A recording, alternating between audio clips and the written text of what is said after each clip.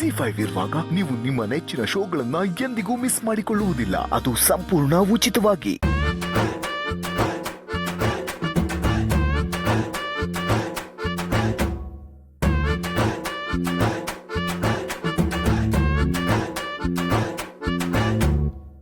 ಯಾಕಲೆ ದರಿದ್ರ ಹಂಗ ನೋಡ್ತಾ ಇದೀಯಾ? ನಿಮ್ಮ ಅವ್ವನ್ ಮಿಸ್ ಮಾಡ್ಕೊತೀಯೇನೋ? ಇಲ್ಲೇ ದೇವ್ ಕುಂತಂಗ್ ಕುಂತಿದ್ದೀನಿ. ಮಮ್ಮಿ, ನಿನ್ ಕಿವಿನಲ್ಲಿರೋ ಓಲೆ ಒರಿಜಿನಲ್ಲ ಡೂಪ್ಲಿಕೇಟಾ? ಯಾಕಂದ್ರೆ ಅಪರೂಪಕ್ಕೆ ಅಂತ ಇದೊಂದು ಉಳಿಸ್ಕೊಂಡಿದ್ದೀನಿ. ರಾತ್ರಿ ಮಕ್ಕಳಕ್ಕೆ ಬಂದ್ಬಿಟ್ಟು ಕಿವಿನ ಕತ್ತರಿಸ್ಕೊಂಡು ಹೋಗ್ಬಿಟ್ಟಿಯಾ ಜೂಜ್ಕೋರ. ಮಮ್ಮಿ, ಜೂಜ್ಕೋರ ಅಂತ ಹೇಳ್ಬೇಡ, ನನಗೆ ನಾಚಿಕೆ ಆಗುತ್ತೆ. ನಾನು ಜೂಜ್ ಗೀಜೆಲ್ಲ ಬಿಟ್ಟು ತುಂಬಾ ದಿನ ಆಗೋಗಿದೆ ಮಮ್ಮಿ. ಅದು ಏನಂತಂದ್ರೆ ನೀನು ನಿನಗೂ ಕಿವಿ ಚುಚ್ಚಿ ಓಲೆ ಹಾಕ್ಸ್ಬೇಕಾ? ಮಮ್ಮಿ ಅದಲ್ಲ ಮಮ್ಮಿ, ಅದು ಒಂದು ಪ್ರಾಬ್ಲಮ್ ಇದೆ ನನಗೆ. ಪ್ರಾಬ್ಲಮ್ ಅಂದ್ರೆ ಅದು ಪ್ರಾಬ್ಲಮ್ ಅಲ್ಲ, ಅದು ಒಂಥರ ಆಸೆ ಮಮ್ಮಿ. ಅಯ್ಯಲೇ ನಿನ್ನ ಆಸೆ ನನಗೆ ಪ್ರಾಬ್ಲಮ್ಮೇ, ಬೋಗಳು ಸಾಯ. ಮಮ್ಮಿ, ನನಗೂ ಹನಿಮೂನ್ಗೆ ಹೋಗ್ಬೇಕು ಅಂತ ಆಸೆ ಆಗಿದೆ. ಗೌರ್ಮೆಂಟ್ ಕಳಿಸ್ಕೊಡು ಮಮ್ಮಿ. ಏನ ಹನಿಮೂನ್ಗೆ ಹೋಗ್ತೀನಿ? ಈ ಓಲೆ ಮಾರಿ ಹನುಮಂತ ನಗರಕ್ಕೆ ಹೋಗಿ ಬರಕ್ ಆಗೋದಿಲ್ಲ.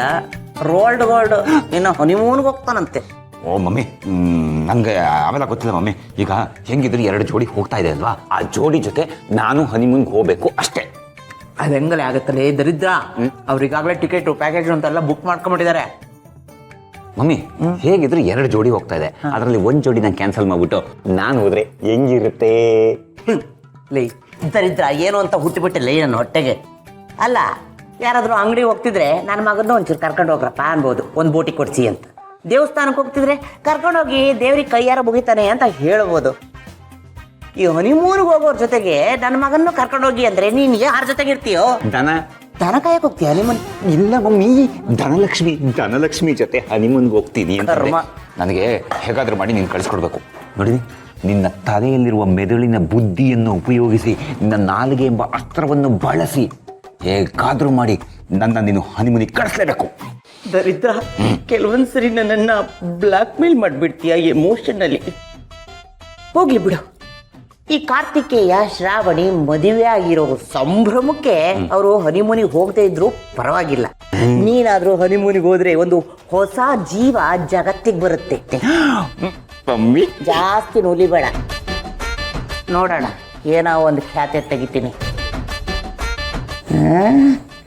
ಏನು ಮಾತಾಡ್ಲಿ? ತಗ ಒಂದು ಕರಂಗಿ ಅಂತೀನಿ, ಅಷ್ಟು ಯೋಚನೆ ಮಾಡ್ತೀನಿ ಏನು ಉಳಿಯುತ್ತೆ ಅಂತ ನೋಡೋಣ.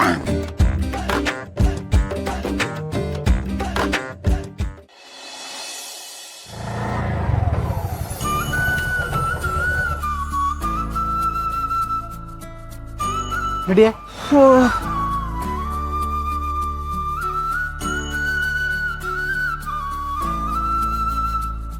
ಏನಮ್ಮ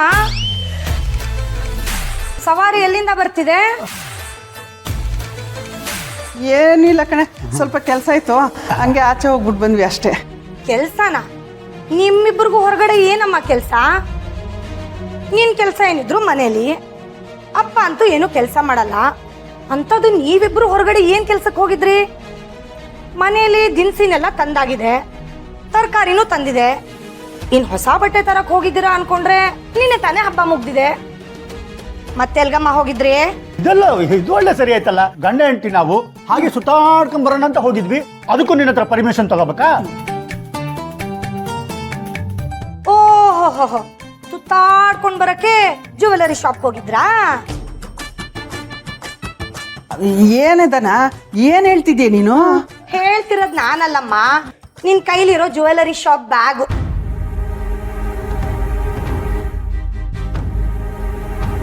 ನಿಜ ಹೇಳಮ್ಮ, ಮನೇಲಿ ಯಾರಿಗೂ ಹೇಳ್ದೆ ಕೇಳ್ದೆ ನೀವಿಬ್ರೇ ಜ್ಯುವೆಲರಿ ಶಾಪ್ ಹೋಗಿದ್ದೀರಾ ಅಂದ್ರೆ ಏನ್ ತಂದಿದ್ದೀರಾ?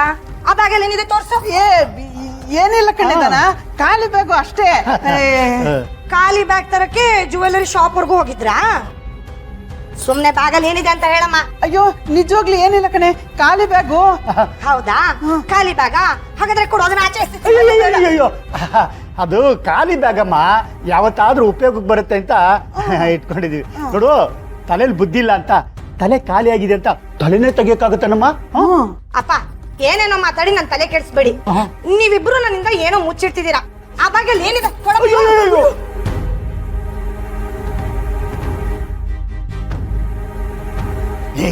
ಲೇ ವಿಶಾಲು, ನಾ ಹೊಡ್ಬೇಕಾದ್ರೆ ಹೇಳಿಲ್ವಲ್ಲ ನಿಂಗೆ ಧನಲಕ್ಷ್ಮಿ ಜೊತೆಲಿ ಕರ್ಕೊಂಡು ಹೋಗೋಣ ಅಂತ.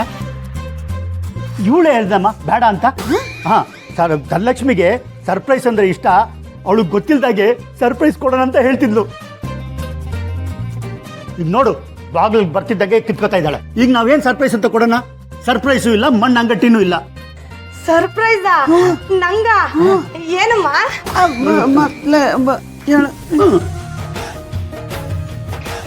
ಅಮ್ಮ, ಧನಲಕ್ಷ್ಮಿಗೆ ಒಂದು ಮೂಗ್ ಬಟ್ ತಗೋಬೇಕು ಅಂತಿದ್ಲು. ಅದನ್ನೇ ತರಕ್ ಹೋಗಿದ್ವಿ. ನಿನ್ನೂ ಕರ್ಕೊಂಡು ಹೋಗ್ಬೇಕು ಅಂತ ಅನ್ಕೊಂಡಿದ್ವಿ.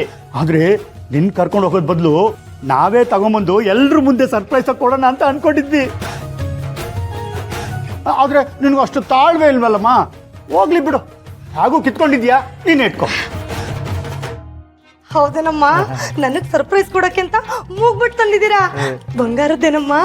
ಅಯ್ಯೋ, ನನ್ನ ಬಂಗಾರದಂತ ಮಗಳಿಗೆ ಬಂಗಾರದಲ್ದೆ ಕಾಗೆ ಬಂಗಾರ ಕೊಡಕ್ಕಾಗುತ್ತೇನಮ್ಮ? ಅಯ್ಯೋ ಅಯ್ಯೋ ಅಯ್ಯೋ, ನನ್ ಪ್ರೀತಿ ಅಮ್ಮ, ಇದನ್ ಮೊದ್ಲೇ ಹೇಳ್ಬೇಕಲ್ವೇನಮ್ಮ?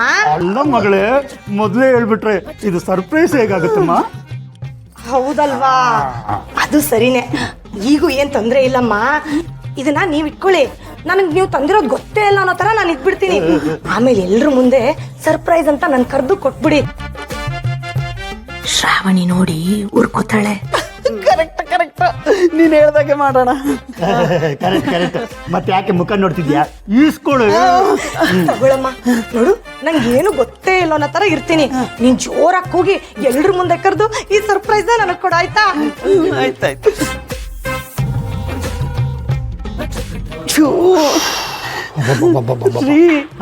ಈ ದನನ ಹೆಂಗ್ರಿ ಸಂಭಾಳ್ಸೋದು?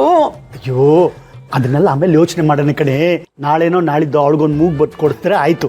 ಇದನ್ನ ಮೊದಲು ಶ್ರಾವಣಿ ಮರು ಕೊಡೋಣ. ತಡ ಮಾಡೋದು ಬೇಡ ಕಣೆ. ಅಯ್ಯಯ್ಯೋ, ಶ್ರಾವಣಿ ಅಮ್ಮನ್ಗೆ ನಾನು ಹೋಗಿ ಕೊಡೋದಾ? ಇಲ್ಲ ಇಲ್ಲ, ನೀವು ಹೋಗ್ಬಿಟ್ಟು ಶ್ರಾವಣಿ ಅಮ್ಮನ್ ಕೊಟ್ಬಿಟ್ಟು ಬನ್ನಿ. ಆಮೇಲೆ ನಾನು ಕೊಡಿಸ್ತೆ ಅಂತ ಹೇಳ್ಬಿಡ್ರಿ. ಯಾಕೆ ಯಾಕೆ ಹೇಳ್ಬಾರ್ದು? ಈಗಲೂ ನಿಂಗೆ ಬಿಗುಮಾನನಾ? ಅಯ್ಯೋ, ಇದು ಬಿಗುಮಾನ ಅಲ್ಲ ರೀ, ಒಂಥರ ಹಿಂಜರಿಕೆ. ನೀವು ಹೇಳಿದ್ದನ್ನ ಈಗಲೂ ನೆನೆಸ್ಕೊಂಡ್ರೆ ಕಣ್ಣಲ್ಲಿ ನೀರು ತುಂಬರುತ್ತೆ. ಶ್ರಾವಣಿ ಅಮ್ಮನಿಗೆ ಏನೆಲ್ಲ ಅಂದಿದ್ದೀವಿ ನಾವು. ಈಗ ಇದಕ್ಕಿದ್ದಂಗೆ ಹೋಗಿ ಅಷ್ಟೊಂದು ಪ್ರೀತಿಯಿಂದ ಹೆಂಗೆ ಮಾತಾಡೋಕ್ಕಾಗುತ್ತೆ? ಅದಕ್ಕೆ ನನ್ನ ಮನಸ್ಸನ್ನ ಸಿದ್ಧ ಮಾಡ್ಕೋಬೇಕು. ನಿಮ್ಗಿದೆಲ್ಲ ಅರ್ಥ ಆಗಲ್ಲ. ನೀವು ಹೋಗಿ ಶ್ರಾವಣಿ ಅಮ್ಮನ ಕೊಟ್ಬಿಟ್ಟು ಬನ್ರಿ. ಆಯ್ತು ಕಣೆ, ಆಯ್ತು. ಒತ್ತಾಯಿಗೆ ಬಿದ್ದು ಅವ್ರ ಹತ್ರ ಮಾತಾಡೋದು ಬೇಡ. ನೀನು ಅವ್ರನ್ನ ಸೊಸೆ ಅಂತ ಒಪ್ಕೊಂಡಿದ್ಯಲ್ಲ, ಅಷ್ಟೇ ಸಾಕು. ಸಮಯ ಬಂದಾಗ ಅತ್ತೆ ಸೊಸೆ ಒಂದಾಗರಂತೆ.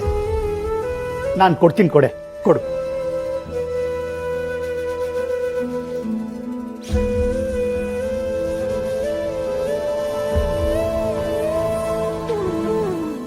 ZEE5 ಆಪ್ ಡೌನ್ಲೋಡ್ ಮಾಡಿ ಎಲ್ಲಾ ಸಂಚಿಕೆಗಳನ್ನು ಸಂಪೂರ್ಣ ಉಚಿತವಾಗಿ ನೋಡಿ.